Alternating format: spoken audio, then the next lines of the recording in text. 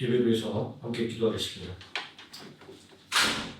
사랑과 은혜가 풍성하신 아버지 하나님, 언제나 우리와 함께 해주시고 또 우리의 심령을 붙드시며 오늘의 하나님 말씀을 사모하며 예배 자리로 나가심을 감사를 드립니다. 오늘이 하나님의 말씀에 귀를 기울이는 심령 되게 해주시고 그 말씀에 세임을 얻는 육신 되게 하셔서 이 땅에서 하나님의 자녀로서 늘 승리하며 하나님께 영광 돌리는 귀한 삶을 사도록 축복하여 주시기를 원합니다. 이 시간 하나님을 찬양하며 나아가기를 원하오니 아버지 하나님 찬양 가운데 역사하시며 찬양의 기쁨과 능력을 이 시간 우리에게 충만하게 채워주시기를 원합니다. 예수님의 이름으로 기도드립니다. 아멘. 여호와께 돌아가자 함께 찬양하겠습니다.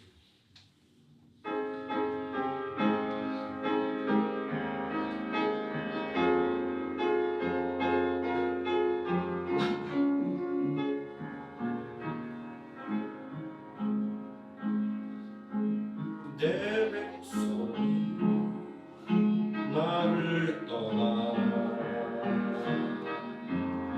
돌아섰지만 내 사랑이 내 백성을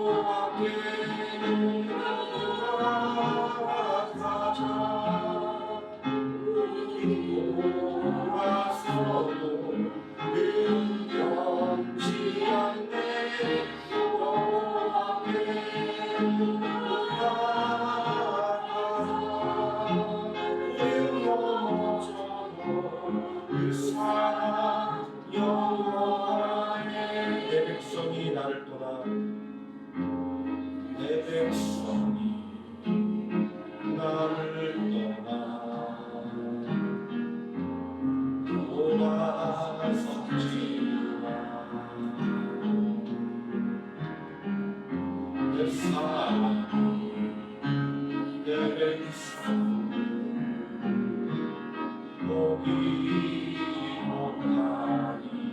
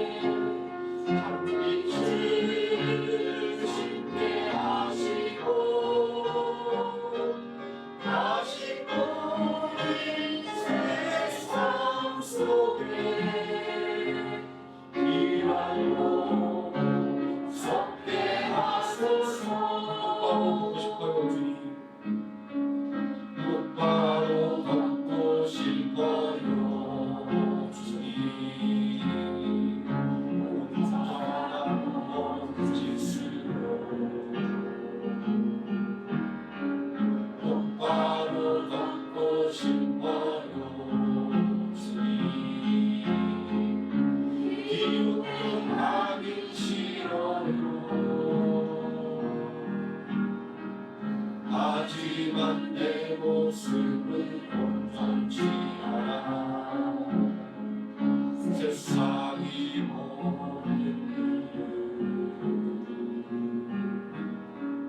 마치 날쟁이처럼 너를 위하여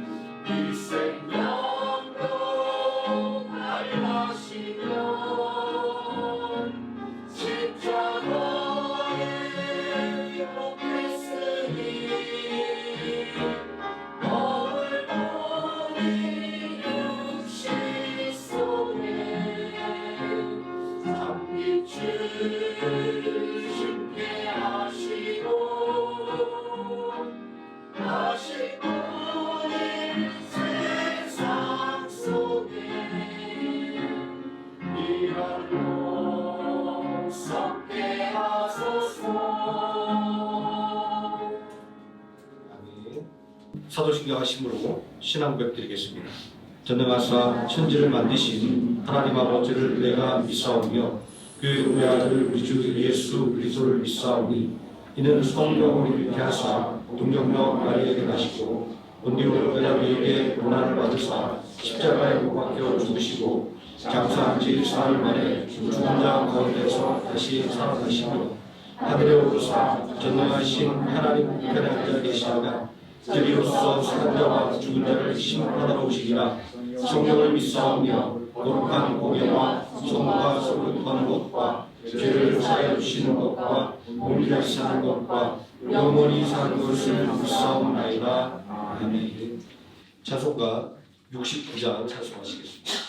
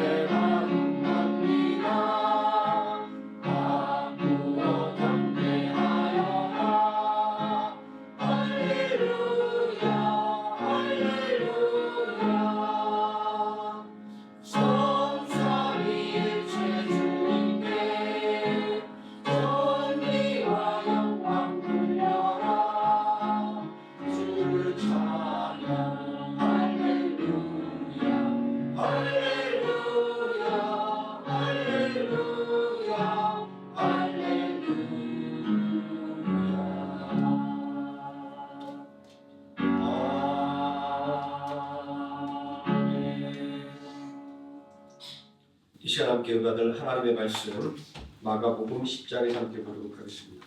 마가복음 10장 46절에서 52절까지 말씀입니다. 제가 먼저 한 절 읽고 성도들이 한 절씩 교독하시고 마지막 52절 함께 읽겠습니다. 그들이 여리고에 이르렀더니 예수께서 제자들과 허다한 무리와 함께 여리고에서 나가실 때에 디메오의 아들인 맹인 거지 바디메오가 길가에 앉았다가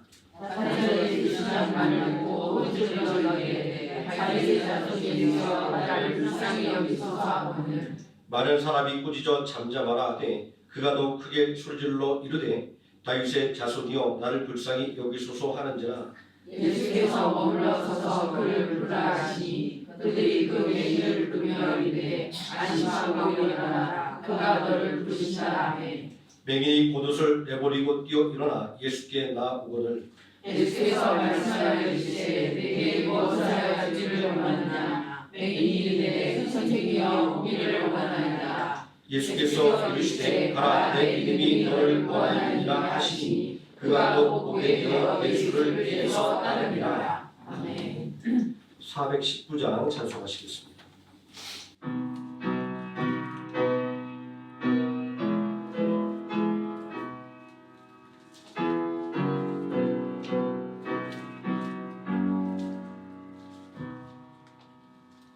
주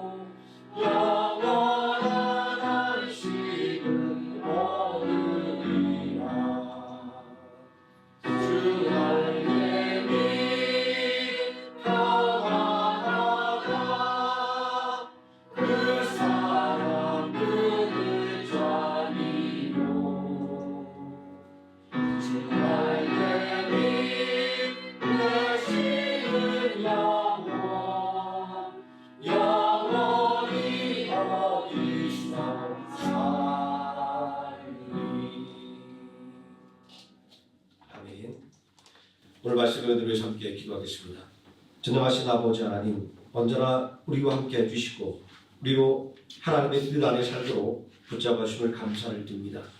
이 시간도 온전히 하나님을 경배하며 하나님을 높이기를 원하오니 이 시간 우리의 진실의 마음 가운데 하나님 은혜와 축복으로 임하여 주시기를 원합니다. 성령교회의 강단을 하나님 온전히 지켜주사 하나님의 말씀만 전달되는 통로가 되게 해 주시고 또한 이 교회를 통하여 온전한 예수 그리스도의 사랑이 전파되는 교회가 되게 해 주시고 십자가의 생명의 복음이 전파되는 역사가 끊이지 않게 해 주시기를 원합니다. 아버지 하나님, 이 모든 하나님의 역사를 위하여 우리가 더욱더 힘써 한마음 되기를 원하며 일하기를 원하오니 이 시간도 하나님께서 축복하시고 말씀의 은혜와 능력으로 우리에게 이 시간 충만하게 채워주시기를 원합니다. 예수님의 이름으로 기도드립니다. 아멘. 오늘 봉독한 하나님의 말씀, 무엇이 우리를 권하는가 라는 제목으로 하나님 말씀의 은혜를 함께 나누도록 하겠습니다. 여리고에 맹인 거지가 살고 있었습니다. 맹인은 예수를 만나 눈을 뜨는 기적을 경험했습니다. 마태복음 20장 29절 이하의 말씀을 보면 여리고에 사는 두 맹인이 등장합니다. 같은 사건인데 왜 한 본문에서는 두 명이고 또 여기서는 한 명일까요? 그러나 우리가 이 내용을 볼 때 그 장소와 그 내용이 똑같은 것을 볼 때 동일한 사건임이 분명합니다.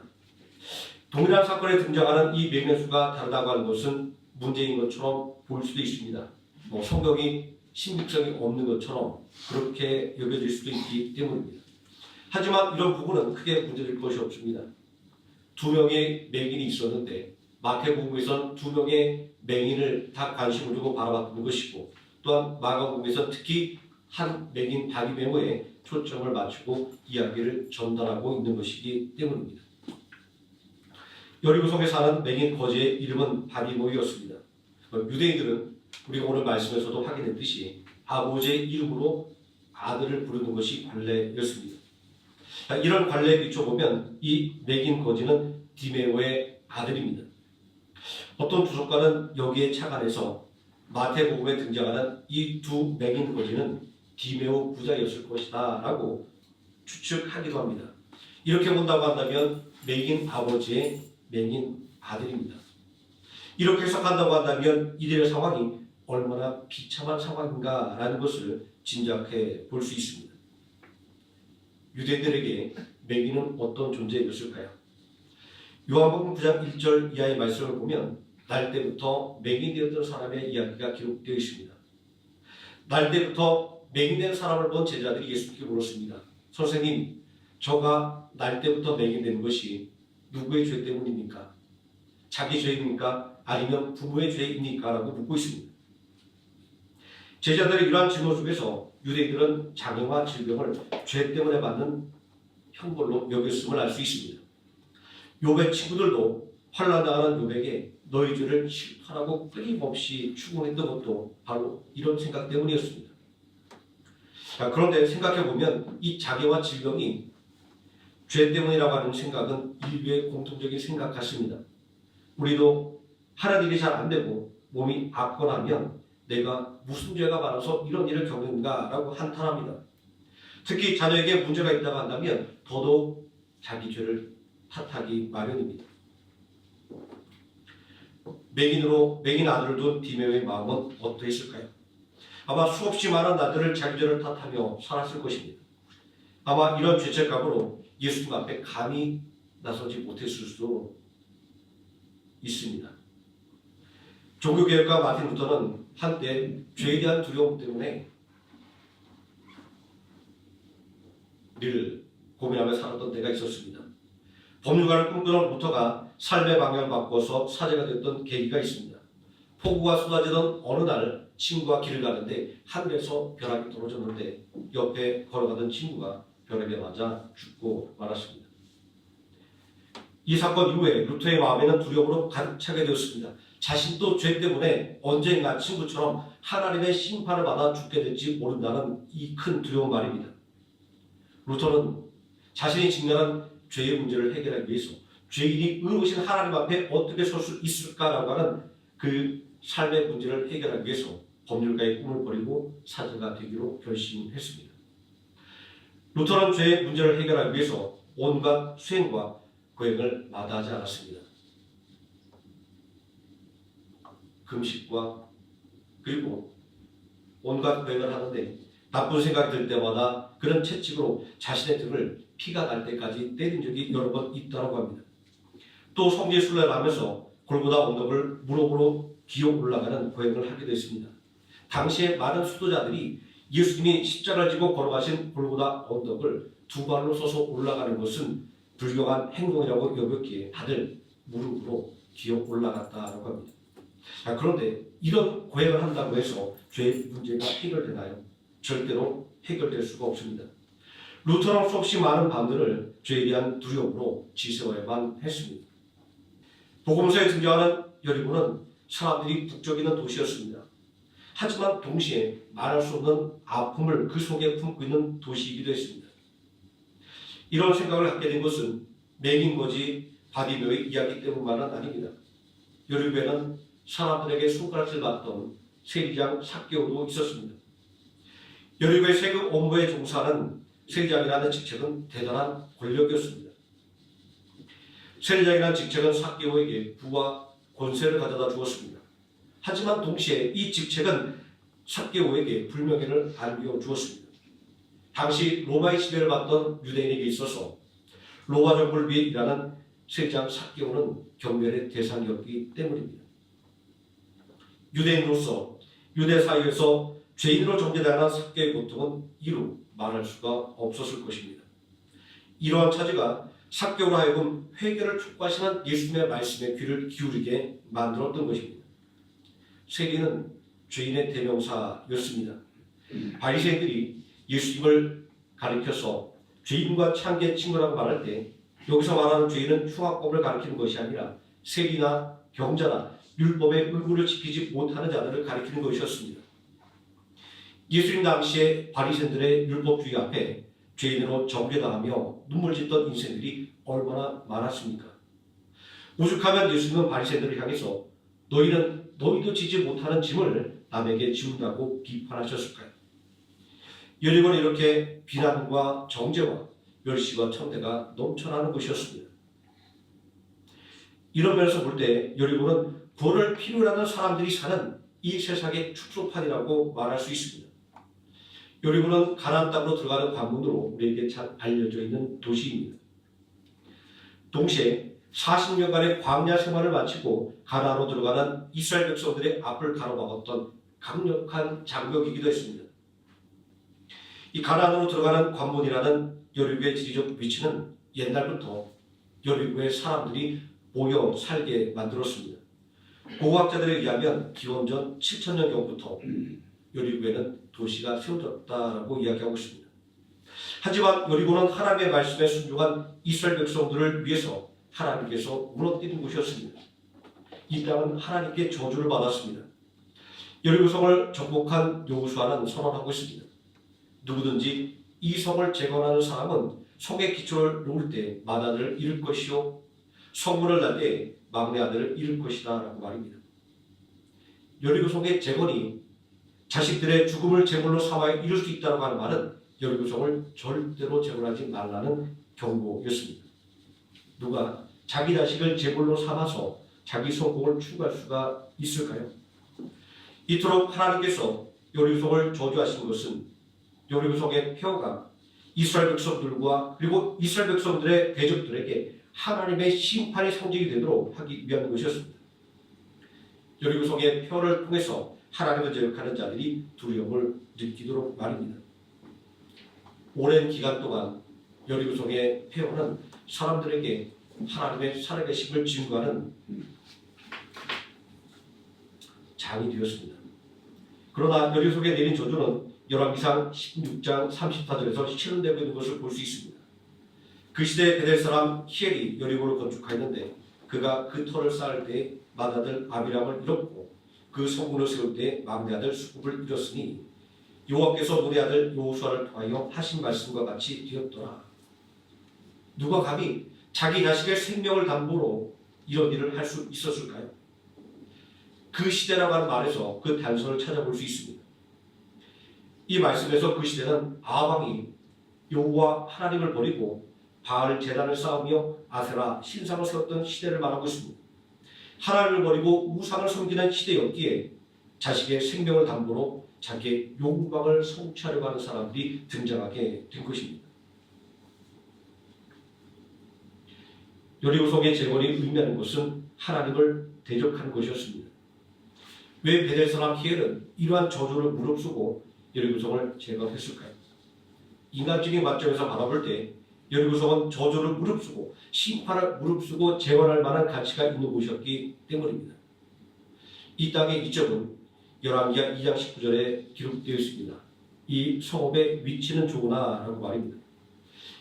여리고는 교통의 요지로서 도시가 건축할 요건을 갖춘 장소였던 것입니다.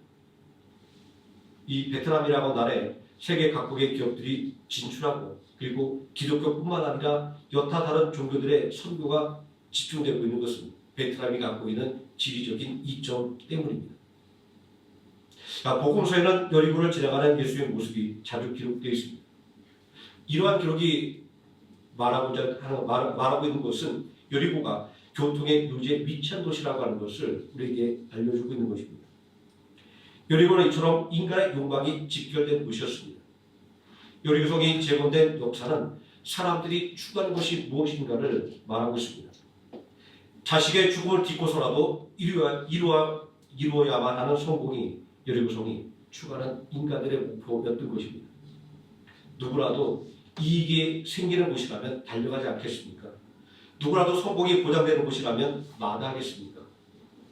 우리가 고국의 한국 떠나서 먼 이국 베트남 땅에서 사는 이유가 무엇입니까? 바로 여기에 우리가 이루고 싶은 성공과 행복이 있을 것 같기 때문입니다.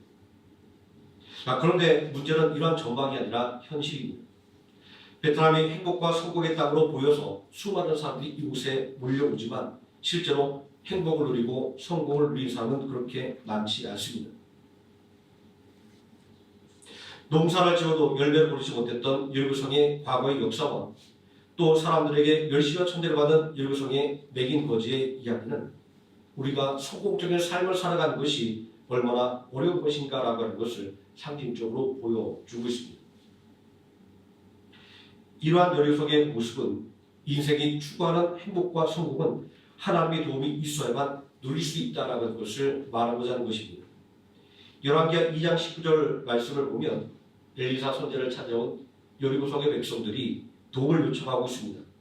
여리고성은 지리적인 위치는 좋지만 물이 나빠서 농사를 지을 수 없었기 때문입니다. 그 성읍 사람들이 엘리사에게 말하되 우리 주인께서 보시는 바와 같이 이 성읍의 위치는 좋으나 물이 나쁨으로 토지 소산이 익지 못하고 떨어지나이다. 하나님의 뜻을 무시하고서도 승승장구할 수 있을 것 같은 땅, 하나님을 떠나서도 성공할 수 있을 것 같은 땅, 그곳이 바로 여리고였습니다. 그러나 현실은 어땠습니까? 지리적인 이점에도 불구하고 그들은 잘 살 수가 없었습니다. 아무리 농사를 지어도 열매를 거둘 수가 없었기 때문입니다. 그래서 그들은 하나님의 사람을 찾아와 도움을 요청할 수밖에 없었던 것입니다. 하나님의 도움이 없이도 잘 살 수 있을 것이라고 생각했지만 막상 하나님을 떠나서는 잘 살 수가 없었기 때문입니다. 이러한 여리고성의 모습이 바로 오늘을 살아가는 우리의 모습이기도 합니다. 어려움이 닥쳐야 하나님 앞으로 나아가고 길이 보이지 않을 때에서야 하나님의 도움을 간구하는 것 말입니다. 그러나 하나님은 이러한 인간의 모습을 속된 말로 얍삽하다라고 타박하지 않습니다. 하나님은 하나님 앞에 나오는 사람, 하나님의 도움을 구하는 사람들에게 항상 도움의 손길을 베풀어 주셨습니다. 하나님은 엘리사 선지자를 통해서 물의 근원을 고쳐주셨습니다. 열왕기하 2장 21절에 여호와의 말씀이 내가 이 물을 고쳤으니 다시 죽음이나 열매 맺지 못함이 없을지라고 엘리사 선지자가 말하고 있지 않습니까? 하나님의 도움 없이도 잘 살 수 있을 것이라고 자부했던 여리고성이었습니다. 그러나 실상은 하나님의 도움을 받아야만 온전히 살만한 곳이 된 여리고성의 모습은 바로 오늘 우리들의 모습입니다. 하나님의 저주를 무릅쓰고 재건된 여리고성은 이렇게 내 지혜와 능력으로 잘 살 수 있다라고 자부하는 우리들의 삶을 상징합니다. 그러나 동시에 하나님을 버리고 떠난 여리고성에서 하나님께서 나오는 자들의 이야기는 우리의 구원이 어디에 있는가를 보여주고 있습니다. 여리고에서 아무런 열매를 거두지 못해 고통받던 이들이 엘리사 선지자에게 도움을 요청했습니다. 우리의 삶을 바꾸는 계기는 이렇게 하나님의 도움을 구하는 곳에서 시작됩니다. 엘리사에게 도움을 청하는 이들의 마음이 비록 지푸라기도 잡는 심정이었다 할지라도 중요한 것은 이들 마음속에 믿음이 싹트기 시작했다라고 하는 것입니다.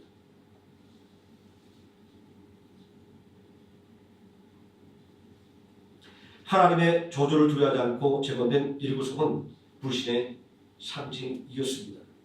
그러나 이곳에서 드디어 하나님을 의지하고 하나님의 도움을 간구하는 작은 모범이 시작되었다고 하는 것은 놀라운 역사가 일어나는 시발점이었기 때문입니다.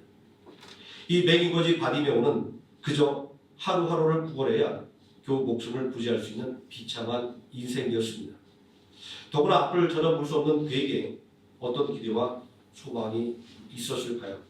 아마 죽지 못해 사는 인생이었을지도 모릅니다. 누구라도 이런 상황이라면 아무런 기대와 소망이 사라질 것입니다. 그러던 그에게 놀라운 소식이 들려왔습니다. 그것은 예수님에 대한 소식이었습니다. 다윗의 아들 메시아가 오셨다는 소문이었습니다. 하나님의 나라를 전파하고 귀신을 쫓아내며 병든 자를 고치는 예수님의 소문을 들을 때 그에게 기대와 소망이 생겼습니다. 이사야서 35장 5절과 6절 말씀은 메시아인 그리스도가 오실 때 맹인이 눈을 뜨며 못 듣는 사람의 귀가 열리고 저는 자는 사슴처럼 뛰며 말 못하는 자는 노래한다라고 말씀하고 있습니다. 이러한 약속의 말씀을 믿을 수 있었기에 바디메오는 예수님만 만나면 자신의 눈을 뜰 수 있게 될 것이라고 하는 기대와 소망을 품었던 것입니다. 새로운 인생을 살 수 있게 될 것이라고 하는 기대와 소망이 생겼던 것입니다. 아마 그는 예수님이 자기가 사는 여리고 지방에 오시기를 손꼽아 기다렸을 것입니다. 그러던 어느 날 기적 같은 일이 일어났습니다. 예수님께서 그의 곁을 지나가게 되신 것입니다. 바디오는 예수님이 곁에 계신 것을 알고 도움을 요청했습니다. 다윗의 자손 예수여 나를 불쌍히 여기소서. 아마 흥분되어 떨리는 목소리로 외쳤을 것입니다. 그러나 그의 간절한 기대와 소망은 곧장 사람들의 냉소의 장벽에 부딪히고 말았습니다. 마가복음 10장 48절에 많은 사람이 꾸짖거늘이라는 말이 그것입니다. 사람들은 아마 이렇게 말했을 것입니다. 야, 거짓 주제에 어디서 시끄럽게 떠들어 라고 말입니다. 이런 편견과 무시라고 하는 사람들의 반응을 우리도 종종 겪어보지 않습니까? 이렇게 사람을 깔보고 차별하는 반응들은 사람들을 낙심시키고 나눔이 있습니다. 이런 말에 좌절해서 자기의 꿈과 목표를 포기하는 경우가 얼마나 많은지도 모릅니다. 하지만 사람들의 이러한 조롱과 방해에도 내긴 거지의 간절한 기대와 소망을 막지 못했습니다. 예수님만 만나면 자신의 두 눈을 뜰 수 있을 것이라고 하는 그 믿음이 그의 소망을 더욱더 굳건하게 만들었기 때문입니다. 그런 사람들의 차별과 조롱에 굴복하지 않았습니다. 그는 더 크게 소리질렀습니다. 다윗의 자손이여 나를 불쌍히 여기소서. 우리의 기대와 소망도 이와 같습니다. 무언가 해보려고 하면 그러한 시도를 무력화시키는 방해에 우리는 금방 직면해버리고 말기 때문입니다. 그때마다 우리는 이렇게 생각하죠. 그래, 내가 뭘 할 수 있겠어. 내 인생이 그렇지라고 스스로 비하하고 좌절한 경우가 얼마나 많이 있습니다. 자, 우리가 그렇다고 해서 여기서 기대와 소망을 전문다고 한다면 우리는 아무것도 이룰 수가 없습니다. 이럴 때일수록 더 힘을 내어 기대와 소망을 추구해야만 하는 것입니다. 분명하게 말할 수 있는 것은 우리가 예수 그리스도를 믿는 믿음 안에서 간절한 기대와 소망을 가질 때 이것은 반드시 이루어진다라고 하는 것입니다. 오직 그리스도를 향한 그 믿음이 있었기에 바디메오는 사람들의 방해와 조롱을 이겨내고 그의 소망을 굳건하게 지킬 수 있었던 것입니다. 결코 멈추지 않은 간절한 바디메오의 외침은 마침내 예수님께 전달되었습니다. 그가 사람들의 꾸준함에 위축되었다고 한다면, 사람들의 차별에 눈물만 흘리고 있었다고 한다면 결코 예수님을 만날 수가 없었을 것입니다. 그러므로 그가 예수님을 만날 수 있었던 것은 예수님을 향한 기대와 소망을 포기하지 않았기 때문입니다. 그가 기대와 소망을 포기하지 않았던 것은 예수님만 만나면 그의 눈을 뜰 수 있고 그가 새로운 인생을 살아갈 수 있을 것이라고 하는 확고한 믿음이 그에게 있었기 때문입니다. 예수님이 바디메오의 외침을 듣고 그를 부르셨을 때 그의 기대와 소망은 더욱더 확고해졌습니다. 예수님이 자신을 부르는 그 순간에 그렇게 자신을 무시하고 나무라던 사람들의 태도가 바뀌었기 때문입니다.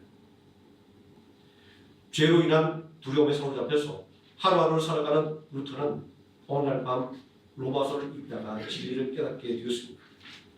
그 말씀은 의인은 믿음으로 산다고 하는 말씀이었습니다. 수없이 많이 읽었던 말씀이었는데 그동안 그 의미를 알 수 없었지만 어느 날 갑자기 그 말씀의 의미가 그에게 들어왔습니다. 루터는 이 말씀을 통해서 죄의 문제는 내 의지와 노력으로 해결할 수 없다는 것을 깨닫게 된 것입니다. 하나님 앞에서 죄를 용서받는 것은 오직 은혜의 영역에 있다는 것을 말입니다. 이 사실을 깨달은 루터는 죄로 인해 하나님의 심판을 받아 죽을 것이라고 하는 두려움에서 벗어날 수가 있었습니다. 오직 예수 그리스도를 믿는 믿음만이 온전한 구원을 이룰 것이라고 하는 것을 루터는 깨닫게 된 것입니다. 우리의 도움은 분명 예수 그리스도를 통하여 오는 것입니다.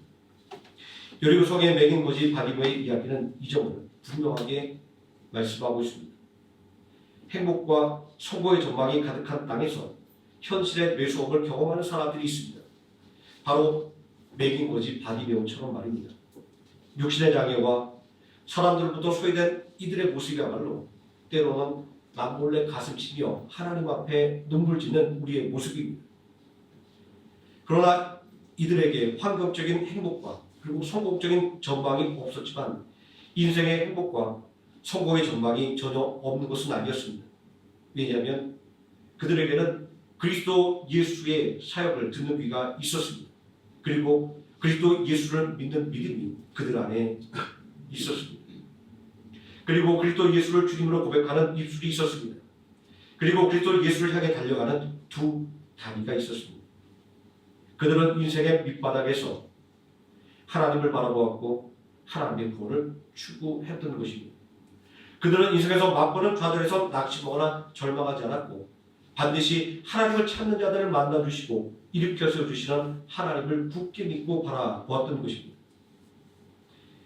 여리고성에서 일어났던 매긴 거지 바디메오의 이야기는 오늘 우리 성도들이 추구해야 할 것이 무엇인지를 보여주고 있습니다. 장밋빛 전망 속에서도 하나님의 도움을 받을 수 없다고 한다면 우리는 행복을 누리지 못하고 성공을 이룰 수가 없습니다. 그러나 어두운 터널을 걸어가는 것 같은 현실을 만난다 할지라도 하나님의 도움만 있다고 한다면 우리는 행복을 누릴 수 있고 성공을 이룰 수가 있습니다. 믿음으로 말미암아 구원받아 새로운 인생을 살게 된 바디메오처럼 예수님만 바라보기를 소망하고 예수님만을 따르는 믿음의 결단으로 삶과 영혼의 구원을 충만하게 누리시는 하루의 생명학교의 성도님 되시기를 예수님의 이름으로 축원드립니다. 기도하시겠습니다. 은혜와 사랑이 풍성하신 아버지 하나님, 우리는 내 삶을 온전히 이끌어줄 강력한 힘을 바라며 소원합니다. 누군가 내 삶을 돕기를 원하고 또 힘 있는 사람을 통하여 나의 일이 잘 풀려가기를 원합니다. 그러나 그러한 우리들의 세상을 의지하는 마음이 우리들의 삶을 온전하게 이끌어가지 못함을 우리는 너무나도 잘 알고 있습니다. 여리고성에 매긴 거지 바디메오, 사람들에게 손가락질 받고 사람들에게 멸시받는 인생이었지만 그러나 병든 자를 고쳐주시며 약한 자를 일으켜 세우시는 메시아를 온전히 바라보며 그 은혜를 간절히 사모할 때 마침내 예수 그리스도를 통하여 담배졌던 눈이 떠져 세상을 바라보며 또한 멸시와 천대를 떨쳐버리고 주님을 따르는 주님의 귀한 제자가 되는 것을 오늘 말씀을 통하여 또한 배우게 됩니다. 아버지 하나님, 우리도 바디메오처럼 전능하신 하나님의 은혜를 바라보며 또 하나님의 동참하는 귀한 믿음의 소망을 가지고 달려나가는 자들이요, 그처럼 영적인 눈을 뜨게 해주시고 또 하나님의 은혜 안에서 주님과 동행하는, 주님과 동역하는 귀한 주님의 제자들 되게 하여 주시옵소서. 예수님의 이름으로 기도드립니다. 아멘. 찬송가 421장 찬송하시겠습니다.